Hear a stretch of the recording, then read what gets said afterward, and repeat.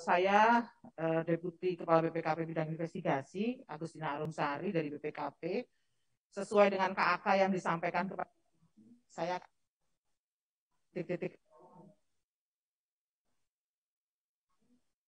saya potong oleh KAK-nya itu berdasarkan audit investigatif.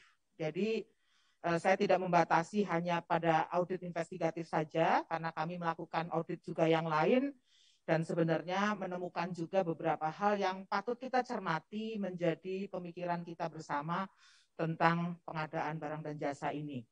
Jadi 3 hal yang akan saya sampaikan dalam waktu 15 menit ini adalah sepintas tentang kami BPKP, kemudian PBJ dan titik rawan PBJ, kemudian nanti sedikit tentang kasus TPK PBJ sebagai referensi lah untuk kita semuanya.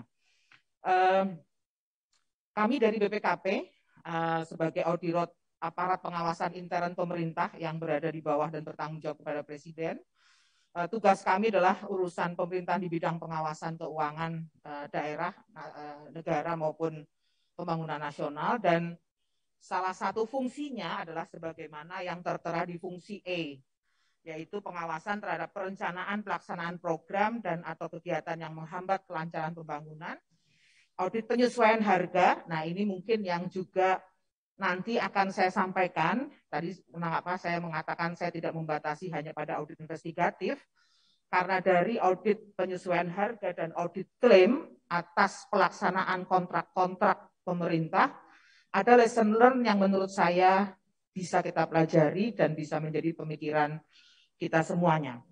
Kemudian audit investigatif atas penyimpangan yang berindikasi merugikan keuangan negara, audit perhitungan kerugian negara daerah, pemberian keterangan ahli, dan yang tidak kalah penting sebenarnya upaya pencegahan korupsi.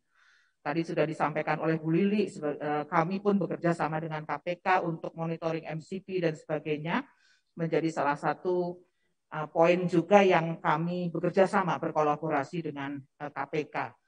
Dan fungsi ini dikerjakan oleh kami, Deputi Bidang Investigasi, dan bidang investigasi di 34 perwakilan BPKP. Jadi di sini ada Pak Kaper Kalimantan Selatan yang merupakan kepala perwakilan BPKP di Kalimantan Selatan ini, Pak Rudi ada di sini juga. Nah, Ibu dan Bapak, kami sebagai BPKP melakukan upaya-upaya represif dalam konteks lebih kepada pemulihan kerugian keuangan negara. Jadi sama sekali bukan diniatkan dalam tanda kutip untuk menghukum orang atau apa, tetapi concern kami adalah sesuai dengan tusi kami, memulihkan kerugian keuangan negara. Beberapa kasus yang saat ini atau mungkin Ibu dan Bapak juga dengar tentang Jiwasraya, tentang Asabri, tentang beberapa hal yang tertulis di dalam tayangan itu adalah hasil-hasil audit investigatif atau audit yang lain oleh BPKP. Tujuannya satu, jika memang upaya kerugian keuangan negara itu satu-satunya yang terakhir tinggal masalah litigasi hukum pidana, maka itu yang mau nggak mau ditempuh. Tapi sebagai APIP, di next slide, kami juga melakukan upaya preventif dan upaya detektif korektif. Dan itu juga kami jalankan, salah satunya ketika kemarin kami bersama Kemenkes berusaha untuk mencari tahu berapa sih sebenarnya cost dari harga PCR. Di awal dan di pertengahan kami melakukan perubahan, ini patokan harga yang bisa digunakan oleh kementerian, lembaga, dan sebagainya. Dari sekitar 900-an, kemudian kemarin sekitar 200-an harga PCR. Ya, jadi itu adalah upaya kami untuk preventif dan detektif korektif. Jadi tidak hanya represif saja, tetapi juga upaya-upaya preventif dan detektif korektif. Kemudian termasuk juga kami membantu Kementerian Sosial ketika kisruh soal bansos, maka kami membantu kementerian untuk merapikan DTKS, dan itu sekarang sudah ada beberapa atau new DTKS yang merupakan hasil dari rekomendasi kami, termasuk juga mediasi kasus-kasus yang berkaitan dengan di pusat maupun di daerah. Jadi karena kami adalah auditor internal pemerintah, maka paradigma menjadi watchdog tidak lagi ada, artinya kita benar-benar ingin menjadi trusted advisor dari kementerian, lembaga maupun Pemda. Jadi itu yang dilakukan oleh kami di BPKP dan sesuai dengan pesan Bapak Presiden di dalam tayangan bahwa dalam Rakorwas internal pemerintah 2020 yang lalu ada pesan beliau, pencegahan harus diutamakan, tata kelola yang baik harus didahulukan. Kalau ada yang masih membandel, ada niat korupsi, ada mens rea, baru silahkan diproses. Dan itu juga kemarin kami laksanakan dalam kasus Jiwasraya dan Asabri. Ketika upaya untuk korektif tidak bisa dilakukan, ketika upaya pemulihan kerugian keuangan negara dengan non-litigasi tidak bisa dilakukan, maka upaya yang terakhir adalah memulihkan kerugian keuangan negara melalui jalur pidana. Jadi dengan konteks memang itu adalah upaya untuk menyelamatkan kerugian negara agar memang uang hasil kerugian keuangan negara yang diambil oleh para pelaku bisa dipakai atau dikembalikan kepada pihak yang seharusnya atau yang kehilangan haknya. Kemudian profesionalisme APH menjadi pesan Pak Presiden juga, kepolisian, kejaksaan, KPK, PPNS, dan sebagainya, jangan menggigit orang yang salah, jangan menggigit yang tidak ada mens rea, dan sebagainya. Ini menjadi starting atau menjadi concern kami, sehingga dalam kami membantu APH pun kami selalu concern soal ini. Kita berdiskusi secara intens dengan para APH agar benar-benar yang diangkat dalam proses penegakan hukum adalah mereka-mereka yang memang memiliki kriteria seperti ini. Kemudian tentu saja adalah kolaborasi antar lembaga, sinergi, baik APIP maupun eksternal, audit, APH, dan sebagainya. Karena memang tidak ada satu instansi yang superpower yang bisa melaksanakan A to Z sendiri, maka kolaborasi itu menjadi hal yang sangat penting. Ibu dan Bapak, secara khusus mungkin titik-titik rawan PBJ tadi sebenarnya sudah dijelaskan oleh Bu Lili ya dalam materi, sehingga mungkin saya tidak terlalu banyak mengulas ini lagi, tapi ada poin yang mungkin nanti belum termasuk di dalam paparan tadi Bu Lili, saya akan menambahkan tentang cost of run atau penyesuaian harga atau audit claim, ya, claim variation order. Nah, ini juga menjadi salah satu perhatian yang rasanya belum diperhatikan secara khusus, tapi sebenarnya secara real memberikan dampak kenaikan biaya pengadaan maupun biaya pembangunan satu kegiatan. Nah, ini mungkin nanti yang di slide-slide terakhir akan saya sampaikan.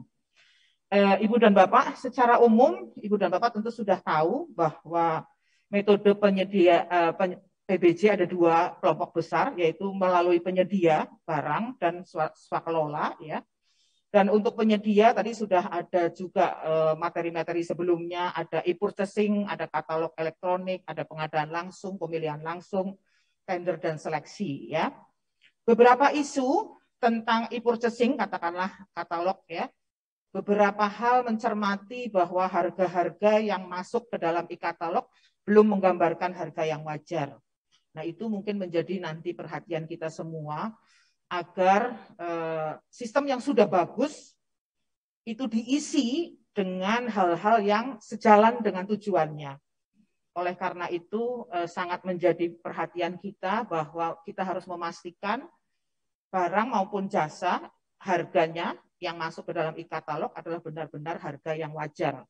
Karena itu yang nanti akan digunakan. Beberapa hal yang menjadi perhatian kami pada saat pandemi kemarin saja menunjukkan katakanlah harga APD, ya, harga alat-alat kesehatan yang belum standar, dan kami lihat di lapangan, di pasar itu malah justru kita ketemu harga yang lebih murah. Nah, itu yang mungkin harus menjadi perhatian para pihak yang berkaitan dengan itu. Isu tentang e-purchasing seperti itu.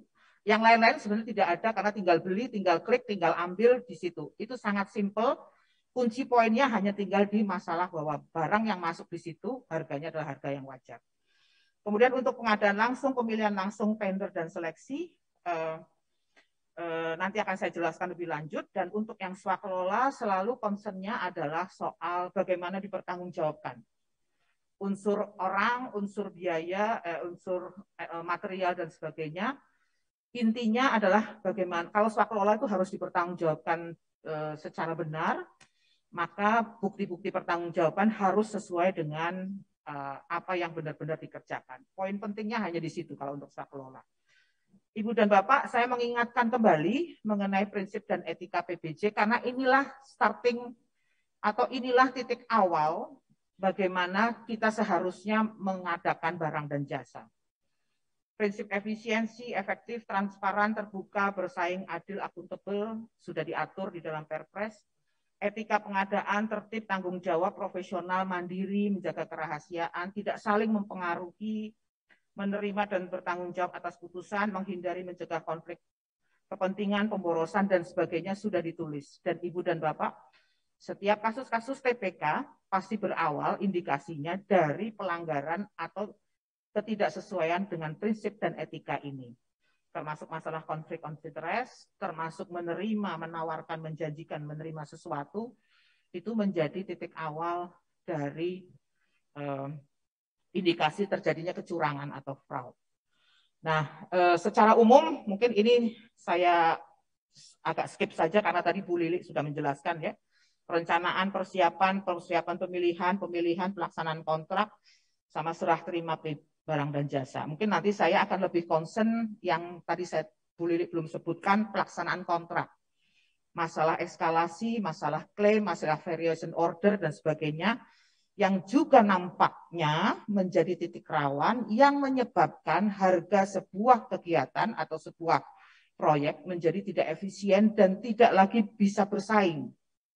Jadi kami mengaudit beberapa katakanlah mungkin ya proyek-proyek pabrik dan sebagainya dari program-program pemerintah yang kita lihat cost of run-nya bahkan bisa 2-3 kali lipat dari hitungan awal.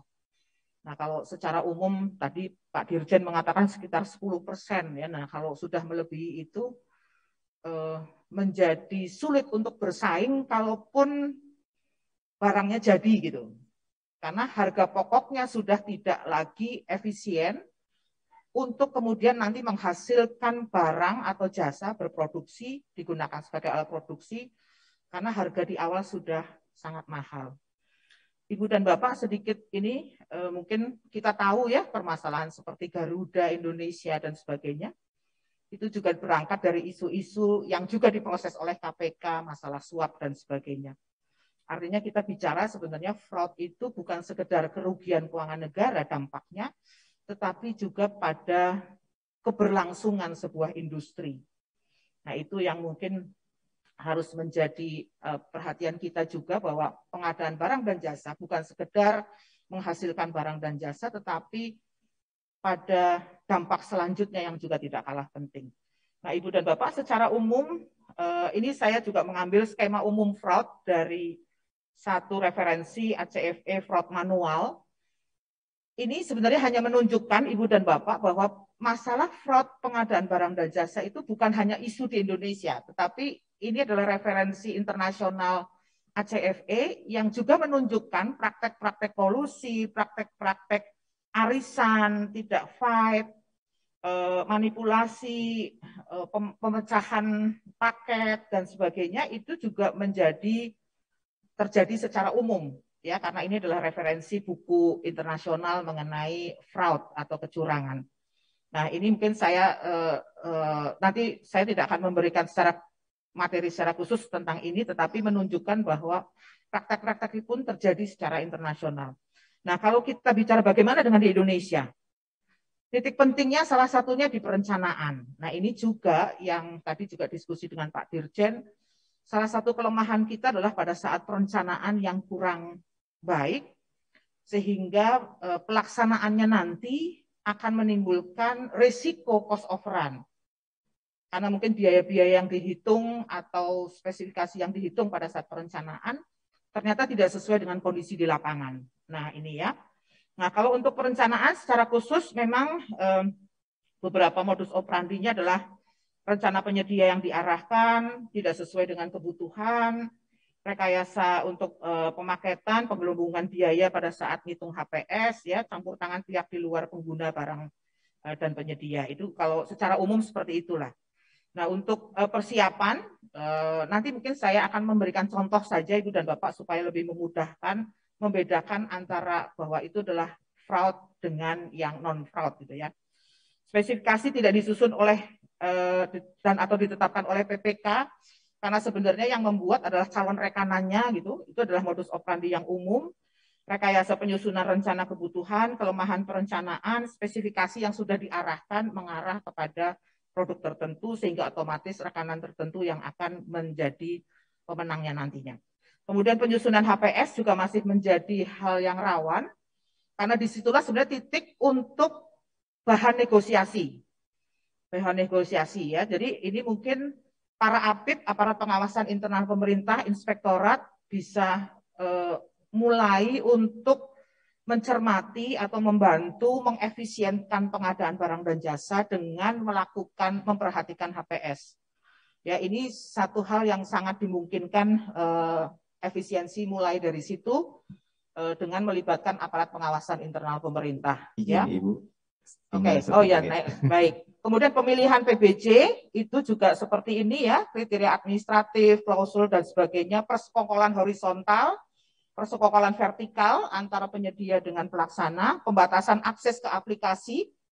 Beberapa kasus sudah kami tangani mengenai pembatasan bandwidth ini untuk mengatur, mengarahkan kepada penyedia tertentu.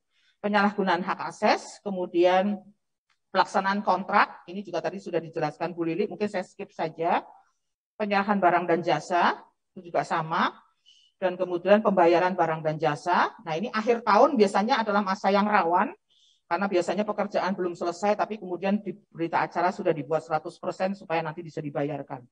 Nah, ini yang mungkin hampir di bagian terakhir, fraud dalam penyesuaian harga atau klaim, timbulnya klaim atas cost of run. Nah, ini yang kadang-kadang tidak terdeteksi karena PBJ-nya sudah selesai, tinggal pelaksanaan, tinggal kesepakatan para pihak. Ketika di awal para pihaknya kolutif, maka bisa jadi cost of run ini juga menjadi cara untuk kemudian menaikkan harga, ya bahkan bisa 2-3 kali lipat dengan beberapa modus operandi seperti yang ditulis di situ. Komponen formula penyesuaian harga belum ditetapkan, post bidding, penentuan indeks yang menguntungkan penyedia, kemudian menciptakan kondisi yang berlaku penyesuaian harga dan seterusnya. Nah, ini saya mengambil satu kasus dulu yang pernah terjadi, tidak di sini ya, untuk next slide, mengenai pengadaan UPS, dan dari situ penyimpangannya sudah dimulai sejak proses penganggaran di mana oknum DPRD meminta 7% dari anggaran yang diketok. Oh, sudah di awal gitu Bu ya. Ya. Dan kemudian nilai kerugiannya adalah 55% dari realisasi anggaran. Fee kepada setiap pihak, baik itu di PPK dan seterusnya dan panitia penerima barang. Next, ini adalah modus operandinya, bagaimana kerjasama antara oknum DPRD, distributor, sekda, PAPD, ya, Pokja, dengan penyedia barang dan jasa, ada di dalam slide yang selanjutnya. Kemudian ini adalah skema pengaturan pemenang lelangnya, slide-nya mungkin kurang mengikuti ya. Dan mungkin kalau rekomendasinya nanti saya perlu sampaikan. Bisa Bu, ya, rekomendasinya. Nanti, ya. Oke. Baik, itu secara umum materi dari kami. Terima kasih, saya kembalikan ke Pak Moderator.